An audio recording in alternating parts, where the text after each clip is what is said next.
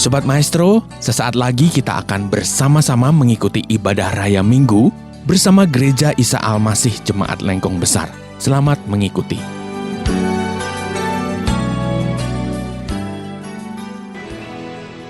Sungguh Engkau Allah yang sanggup melakukan perkara-perkara besar dalam hidup kami, Tuhan. Oleh karena itu kami tidak pernah takut untuk menjalani kehidupan ini.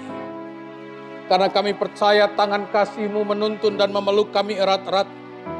Penyertaan-Mu senantiasa ada dalam kehidupan kami. Setiap jengkal perjalanan hidup kami ada di dalam perlindungan, penyertaan, dan bahkan ada di dalam rencana-Mu yang akbar. Oleh karena itu pagi hari ini bersama-sama kami menaikkan syukur dari hati yang paling dalam. Kalau kami boleh ada di tempat ini untuk memuji dan menyembah Tuhan. Dan sekarang Tuhan, kami mau duduk mendengarkan suara-Mu, mendengarkan isi hati-Mu yang Kau sampaikan kepada kami. Tuntunan-Mu, nasihat-Mu, peringatan-peringatan-Mu, bahkan Engkau yang memberikan kepada kami janji-janji yang mendatangkan sukacita dan damai sejahtera. Mari berbicara kepada setiap kami, karena setiap kami yang hadir hari ini sudah sungguh-sungguh bersiap untuk mendengarkannya. Terpujilah Engkau Tuhan, demi Kristus Yesus Tuhan, kami berdoa dan kami memohon. Haleluya, amin, haleluya. Shalom Bapak Ibu yang dikasih Tuhan, saudara yang ada di ruangan ini, maupun saudara-saudara yang ikut ibadah di lantai 2. Di lantai 2 sekarang ada jemaat Tuhan yang mengikuti, ya, dan juga sebagian mengikuti secara live streaming di rumah masing-masing. Saya sampaikan salam buat kita semua, damai sejahtera dan sukacita Tuhan melengkapi hidup setiap kita. Haleluya. Saudara-saudara yang dikasih Tuhan, kita bersyukur hari ini memasuki minggu yang keempat di bulan November, dan minggu depan, minggu kelima bulan November, tanggal 29 November 2020, kita akan memasuki hari yang disebut sebagai Minggu Advent yang pertama. Minggu Advent yang pertama adalah rangkaian 4 minggu menjelang malam Natal. Tidak terasa kita sudah mulai mempersiapkan bulan Natal. Ya, jadi mulai minggu depan ruangan ini nuansanya sudah berbeda sekali. Ya, jadi mulai minggu depan nuansa Natal sudah mulai kita rasakan karena minggu depan memasuki Minggu Advent yang pertama. Ya, nah kita bersuka cita karena sepanjang mungkin 8 atau 9 bulan kita masih harus mengerjakan sesuatu dengan terbatas. Anak-anak yang bersekolah masih harus PJJ, ya, pembelajaran jarak jauh. Sebagian masih work from home walaupun sudah mulai diperlonggar. Tetapi kita bersyukur sepanjang perjalanan kita 8 bulan ini Tuhan menyertai. Memberikan kekuatan, memberikan kesehatan, memberikan sukacita dan damai sejahtera, bahkan Tuhan tidak membiarkan kita kekurangan. Sekalipun ada banyak persoalan secara ekonomi, pekerjaan, bisnis yang terganggu, perdagangan yang mungkin menurun, tetapi Tuhan peliharakan kita. Amin.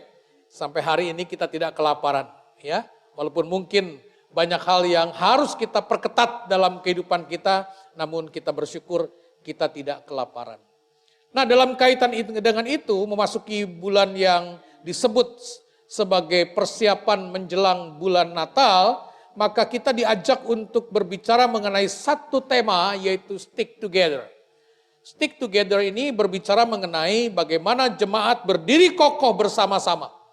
Berdiri dengan kokoh bersama-sama di dalam kehidupan sebagai jemaat Tuhan, sebagai orang percaya, dan juga sebagai pribadi-pribadi yang ditentukan, dipilih, dan diselamatkan. Saya ingin mengajak kita membaca sebuah ayat firman Tuhan di dalam Ibrani pasal 10 ayat yang ke-25 yang berkata demikian, "Janganlah kita menjauhkan diri dari pertemuan-pertemuan ibadah kita seperti dibiasakan oleh beberapa orang. Tetapi marilah kita saling menasehati dan semakin giat melakukannya menjelang hari Tuhan yang mendekat." Saudara-saudara perhatikan, Ibrani pasal 10 ayat 25 ini berkata, janganlah kita menjauhkan diri dari pertemuan-pertemuan ibadah kita. kok pas banget ya ayat ini berbicara mengenai keadaan kita hari-hari ini. Di mana ibadah sudah mulai berlangsung secara onsite, ya istilahnya bukan offline. Kalau offline itu mati, saudara. Online itu hidup, tapi kalau offline, off mati ya. Tapi kita istilahnya adalah onsite. Ibadah onsite, ibadah tatap muka. Kok pas ya? Apakah Pak Pendeta menyiapkan khotbah lalu merangkainya dengan peristiwa yang sedang kita alami hari ini? Atau apakah Pak Pendeta memilih ayat ini untuk pas-paskan gitu ya, dipas-pasin gitu istilahnya dengan situasi gereja hari ini? Saudara, saya menjawab tidak. Mengapa tidak? Karena tema ini dan ayat ini sudah ditentukan sejak bulan Agustus 2019. Betul ya? 2019. Agustus 2019.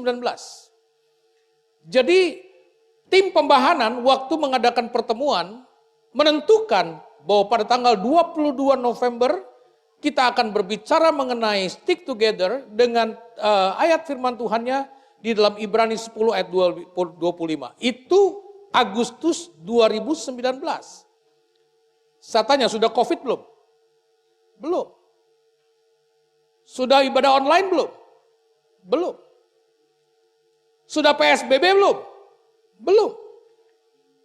Jadi saya percaya kalau hari ini ayat Alkitab ini mengena dan pas dengan keadaan kita, itu karena Tuhan.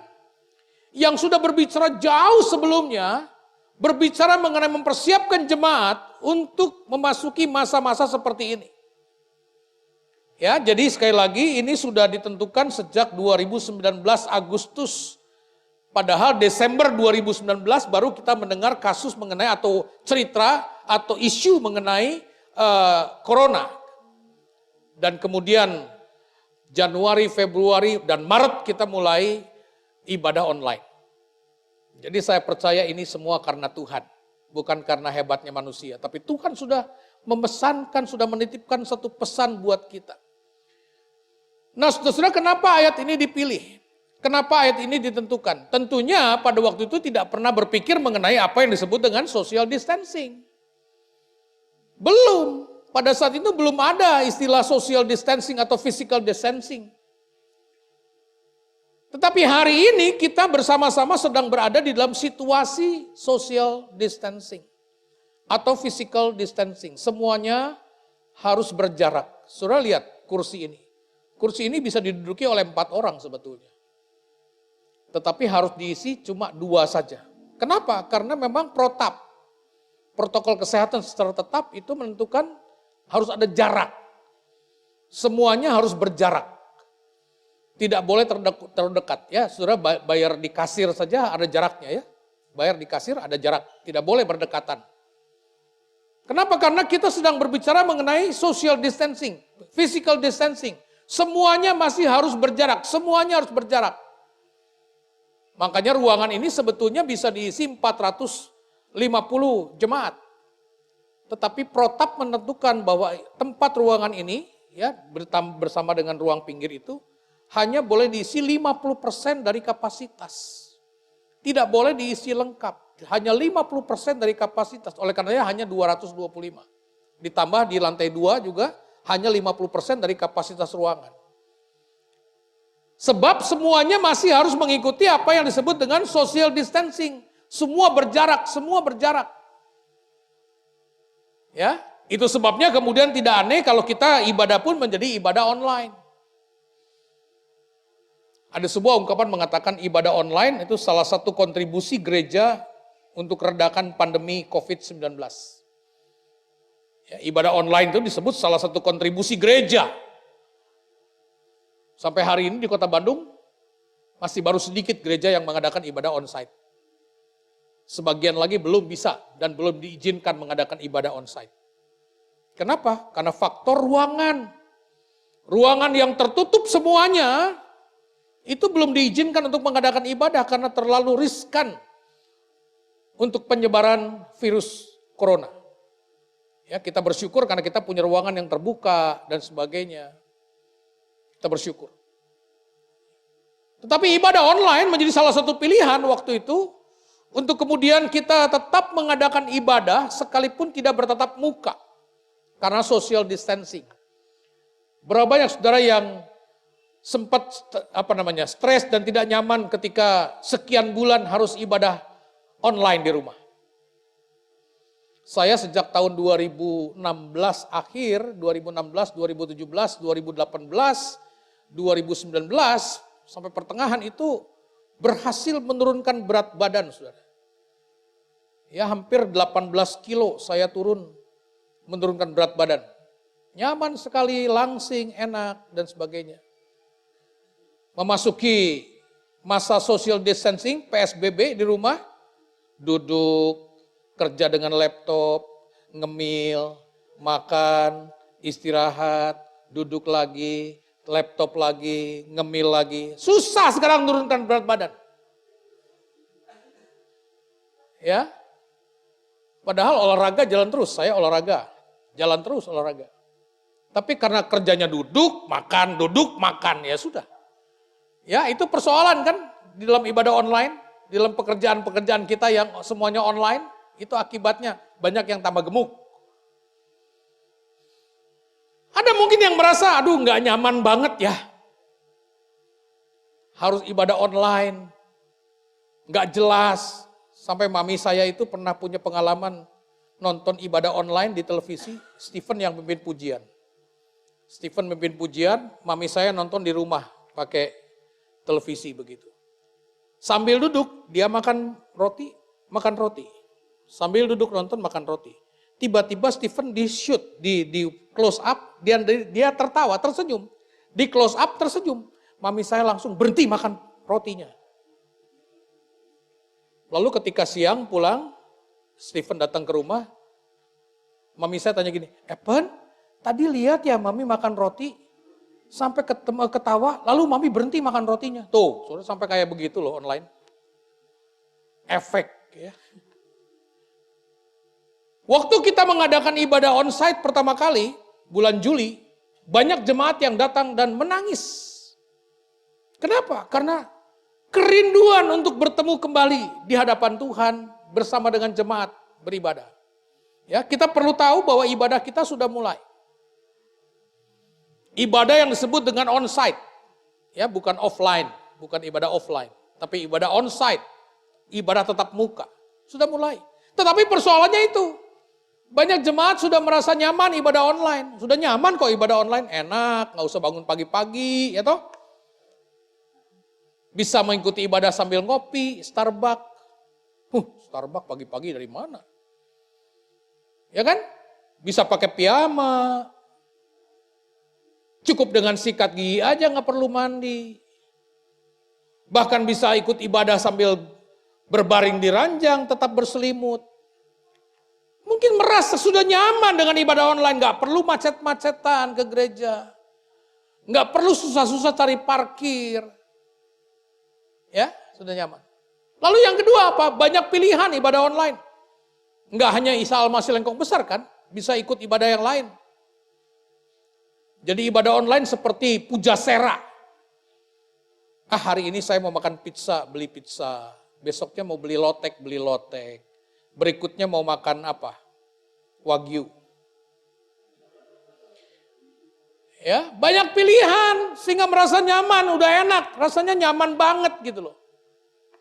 Tapi persoalannya bagaimana dengan persekutuan jemaat? Bagaimana dengan yang disebut dengan 3 tugas gereja? Salah satu tugas gereja yang mutlak harus ada adalah koinonia, persekutuan. Hilang. Saya katakan tadi ada jemaat yang pertama kali ikut ibadah onsite itu datang nangis, baru sampai depan pintu, nangis mereka. Kenapa nangis? Karena ada sesuatu yang hilang selama ini, yaitu persekutuan. Banyak pertanyaannya kepada saya, Pak Ben, kapan ketemu lagi di gereja? Kapan Pak Ben harus kita ketemu lagi beribadah bersama-sama? Rindu. Kita berjalan sejak bulan Juli ya. Worship leader pasti merasakan nggak nyamannya pemimpin pujian, betul? Ya, worship leader ya, merasakan tidak nyamannya pemimpin pujian. Kenapa? Pertama, nggak boleh berdiri. Kedua, harus pakai masker. Ya, ini kan sesuatu yang, aduh, kapan? Ada sesuatu yang hilang, kapan bisa nikmati lagi? Kapan? Beberapa worship leader ngomong sama saya, Pak Ben, aduh, bisik keceplosan ngomong, mari jemaat kita berdiri. Nah, itu dia. Ya, karena saya khawatir begitu jemaat keceplosan ngomong jemaat berdiri, jangan-jangan Satgas Covid di depan menegur saya nanti. Pak Ben tadi berdiri. Ya, jadi nggak nyaman, sudah nggak nyaman. Tetapi apa? Tetapi kita merindukan. Semua bertanya jemaat, kapan Pak Ben kita bisa seperti dulu lagi? Kapan? Kapan? Saudara, kita bersyukur kita sudah mulai bisa onsite. Ada banyak gereja tidak bisa onsite. Kita bersyukur saudara-saudara kita yang masih harus di rumah, yang belum bisa ke gereja, belum diizinkan untuk hadir di gereja, bisa mengikutinya secara online. Kita bersyukur. Bisa live streaming lewat YouTube. Bersyukur. Doa pagi kita bisa lakukan dengan Zoom. Doa Jumat kita bisa lakukan dengan Zoom. Bersyukur. Ada tenaga-tenaga muda yang tiba-tiba pada saat kita harus online, ada anak-anak muda yang berkata, Om aku siap, Om saya siap. Kerjakan. Coba bayangkan kalau orang-orang tua semua nggak jalan ibadah online. Ya, tapi ada anak-anak muda yang begitu Tuhan kirim pada waktu ibadah online. Om, kami siap, Om. Kami ngerti komputer, kami ngerti ini, kami ngerti itu. Ya, bersyukur juga Tuhan taruhkan kemampuan dana yang cukup untuk gereja kita memberi fasilitas ini, fasilitas itu untuk ibadah online. Bersyukur, saudara. Salah satu teman saya, hamba Tuhan di sebuah gereja kecil, sekali waktu mengeluh kepada saya. Dia berkata, Pak Ben, saya ngeri sekali. Karena sejak Maret kami tidak bisa ibadah, benar-benar tidak bisa ibadah, saudara. Pertama karena tempatnya tidak memungkinkan, ruangannya. Yang kedua, dia katakan begini, kami tidak punya cukup dana untuk bisa membeli perlengkapan, untuk bisa mengadakan ibadah online, live streaming dan sebagainya. Kami tidak punya perlengkapan, tidak punya sarananya, tidak punya alat-alatnya. Sekali waktu kami dari paguyuban atau dari persekutuan pendeta-pendeta, saya sebagai penasehat mengatakan, ayo kita coba bantu, yuk kita kumpulkan dana, kita bantu. Perlengkapan apa yang mereka butuh, ayo kita bantu, kita tolong mereka. Saya ngomong, Pak kami mau dari paguyuban mau siapkan dana untuk alat bisa online. Nggak usah Pak, nggak usah. Loh, saya bilang kenapa nggak usah? Nggak ada orangnya yang bisa. Di gereja kami tuh nggak ada orangnya yang bisa kerjakan gitu-gitu, semuanya gaptek. Tahu gaptek? Ya, gaptek itu dari singkong diiris. Oh gaplek ya, beda ya. Itu gaplek ya. Dia bilang kami gaptek semua, nggak bisa. Akhirnya betul-betul nggak ibadah, sampai hari ini mereka nggak ibadah. Ketakutannya apa saya bilang? Ketakutannya gimana jemaat saya Pak, jemaat saya masih kuat dalam iman nggak?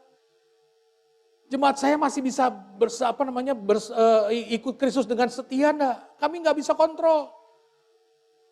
Mau datangin besuk, takut OTG. Ya. Karena jemaatnya sebagian besar tua-tua, 80-90% jemaatnya tua-tua sudah. Ngeri kami, akhirnya betul-betul nggak ibadah. Jadi bersyukur kalau gereja kita bisa onsite dan bisa live streaming, bersyukur. Oleh karena itu kembali kepada firman Tuhan dikatakan janganlah kita menjauhkan diri dari pertemuan-pertemuan ibadah. Ya, janganlah kita menjauhkan diri dikatakan. Saudara tadi saya katakan kita berada dalam masa yang disebut social distancing. Physical distancing. Artinya apa? Kita harus menjaga jarak terhadap sesama kita. Di pekerjaan, di sekolah, di mall, di pasar, semua kita harus social distancing. Menjaga jarak. Tetapi saya mau katakan, di dalam hal ibadah kepada Tuhan, kita tidak boleh melakukan social distancing. Artinya dalam relasi kita dengan Tuhan, kita nggak bisa bilang sama Tuhan gini, Tuhan, sorry ya Tuhan, ini lagi social distancing, jadi saya juga menjauh dulu daripada engkau ya. Nggak bisa saudara. Dengan sesama kita harus social distancing. Untuk memutus mata rantai penyebaran COVID-19. Tetapi dalam relasi dengan Tuhan, kita tidak boleh social distancing. Dengan Tuhan, hubungan kita harus tetap erat. Nggak bisa kita menjauhkan diri dari ibadah kita. Nggak bisa. Waktu bicara soal ibadah hari ini, ya, waktu kita berbicara mengenai pertemuan-pertemuan ibadah, saya mau katakan ada dua hal, ada dua bentuk yang kita bisa kerjakan.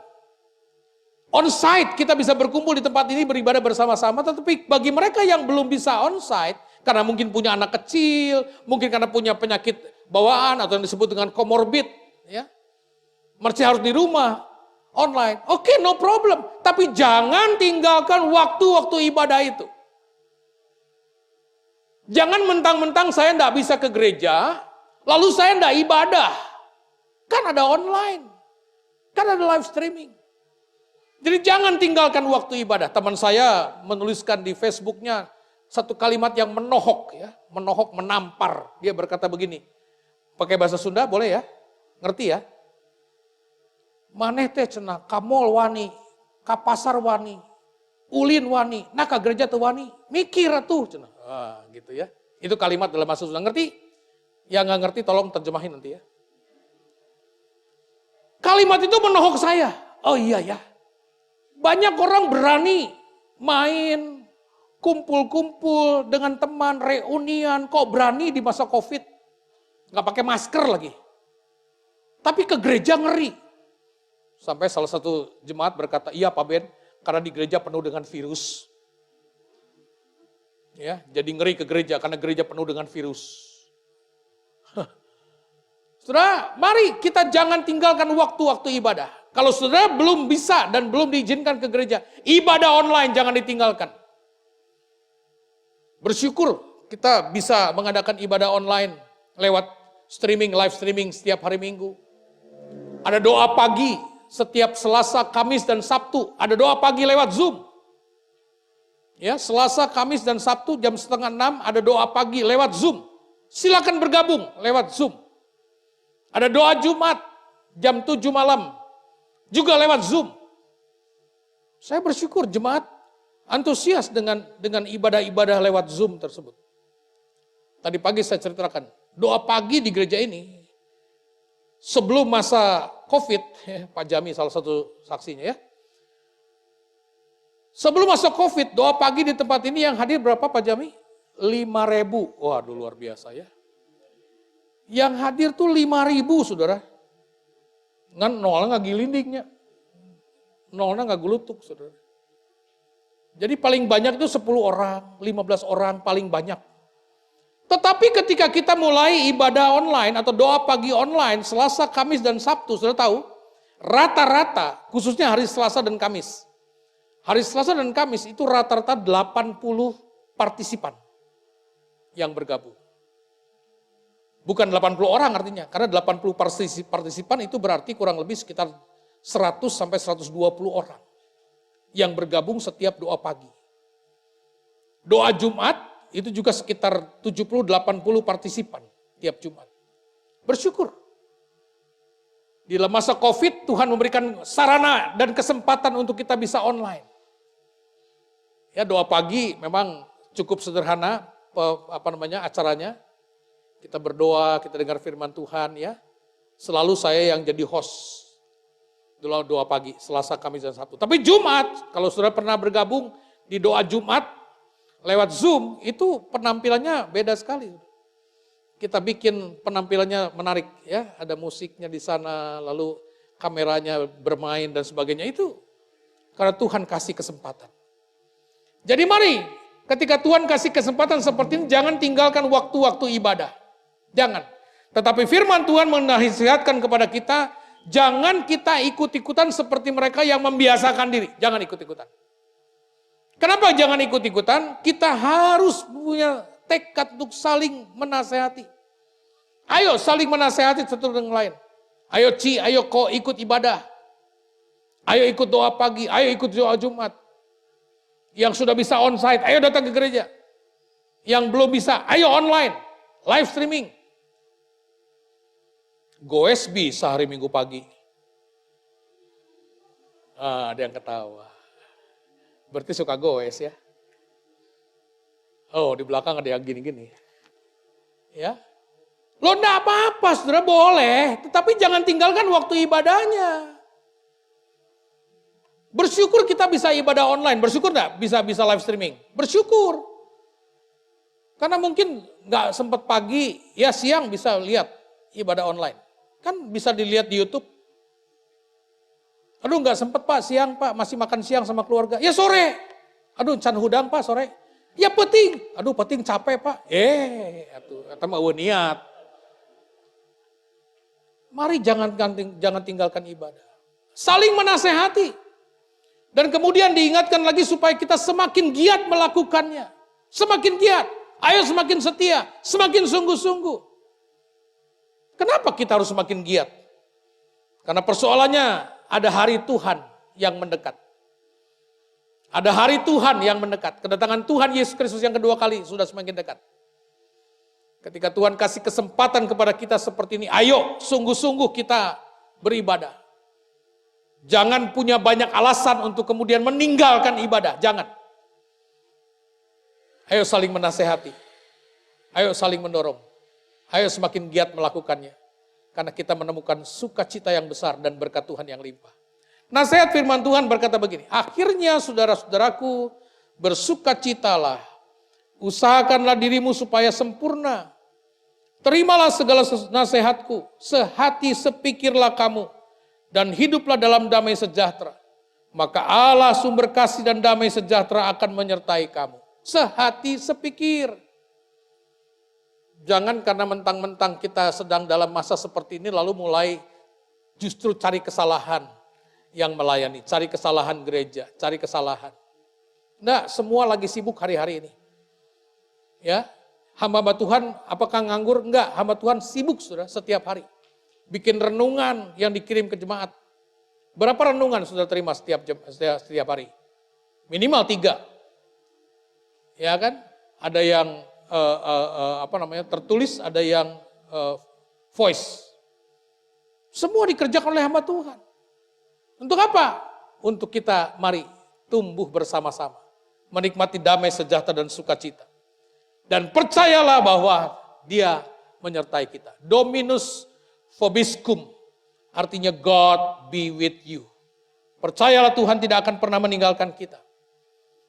Kalau dia sudah berkorban di kayu salib, yang hari ini kita peringati di dalam perjamuan kudus. Mari itu mendorong kita untuk semakin setia mengiring Tuhan. Jangan tinggalkan waktu-waktu ibadah kita. Mari kita persiapkan perjamuan suci. Sementara kita mempersiapkan perjamuan kudus, roti dan anggur di tangan kita. Mari kita menyadari bahwa perjamuan kudus adalah perintah Tuhan Yesus. Agar kita selalu mengingat korbannya di kayu salib. Yang sudah mengampun dosa kita. Dan memberi kepada kita keselamatan. Kita diingatkan bahwa perjamuan kudus adalah perintah Tuhan Yesus. Bahwa kita bersekutu dengan tubuh dan darahnya. Aku di dalam kamu dan kamu di dalam aku. Dan lewat perjamuan kudus kita diingatkan bahwa kita adalah satu tubuh di dalam Kristus. Untuk saling mendoakan, saling mengasihi dan saling menasehati. Haleluya. Mari kita pegang roti di tangan kanan. Sebelum kita makan, dengar firman Tuhan. Sebab apa yang telah kuteruskan kepadamu, telah aku terima dari Tuhan. Yaitu bahwa Tuhan Yesus pada malam waktu ia diserahkan mengambil roti. Dan sesudah itu ia mengucap syukur atasnya. Ia memecah-mecahkannya dan berkata, inilah tubuhku yang diserahkan bagi kamu. Perbuatlah ini menjadi peringatan akan aku. Mari kita makan bersama-sama dalam nama Yesus. Kita pegang cawan anggur, dan sebelum kita minum, dengarkan firman Tuhan. Demikian juga yang mengambil cawan sudah makan lalu berkata, cawan ini adalah perjanjian baru yang dimeteraikan oleh darahku. Perbuatlah ini. Setiap kali kamu meminumnya, menjadi peringatan akan aku. Mari kita minum bersama-sama di dalam nama Tuhan Yesus Kristus. Kami naikkan syukur kepadamu ya Tuhan.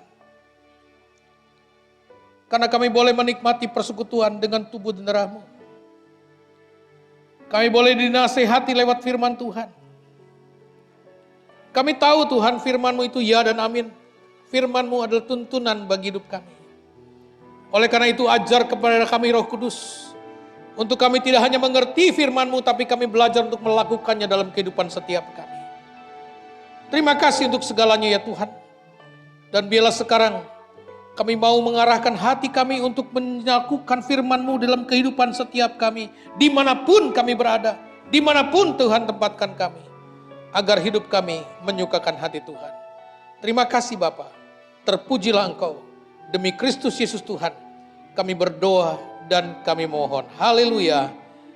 Amin. Kami menaikkan syukur kepadamu ya Tuhan. Karena melalui ibadah kami hari ini kami boleh menikmati berkat yang bersumber dari kasih karunia-Mu yang berlimpah-limpah. Firman-Mu sudah berbicara banyak kepada kami. Dan kami bersyukur nasihat firman-Mu itu menjadi sesuatu yang akan mendorong kami hidup lebih berkenan kepada Tuhan. Dan kami bersyukur kuasa-Mu sudah dinyatakan lewat perjamuan kudus.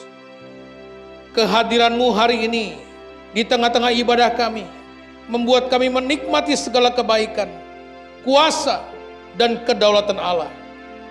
Yang sakit disembuhkan, yang susah dihibur, yang lemah dikuatkan. Sekarang hamba-Mu berdoa Tuhan, kiranya Tuhan menolong setiap jemaat-Mu.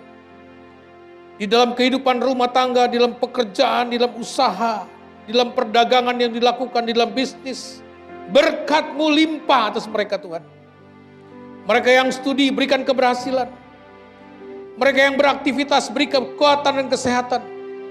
Supaya mereka semua boleh sungguh-sungguh bersyukur kepada Tuhan. Karena pemeliharaan-Mu sempurna. Kalau sebentar kami pulang, Engkau menyertai langkah hidup kami. Sehingga kami boleh menikmati hari-hari kami di dalam kasih-Mu dan di dalam kemurahan-Mu. Terpujilah Engkau, demi Kristus Yesus Tuhan kami berdoa. Sekarang jemaat yang dikasih Tuhan, arahkan hatimu. Tadahkanlah kedua tanganmu dan terimalah berkat Tuhan. Tuhan memberkati engkau dan melindungi engkau. Tuhan menyinari engkau dengan wajah-Nya dan memberi engkau kasih karunia. Tuhan menghadapkan wajah-Nya kepadamu dan memberi engkau damai sejahtera. Kiranya kasih dan anugerah dari Bapa di sorga, kasih sayang dari Tuhan Yesus Kristus, dan persekutuan yang manis dengan Roh Kudus, menyertai langkah hidupmu mulai hari ini, sampai selama-lamanya. Setiap kita yang percaya berkata, amin. Sobat Maestro, Anda telah mengikuti ibadah Raya Minggu bersama Gereja Isa Al-Masih Jemaat Lengkong Besar. Terima kasih atas kebersamaan Anda. Selamat hari Minggu dan Tuhan Yesus memberkati.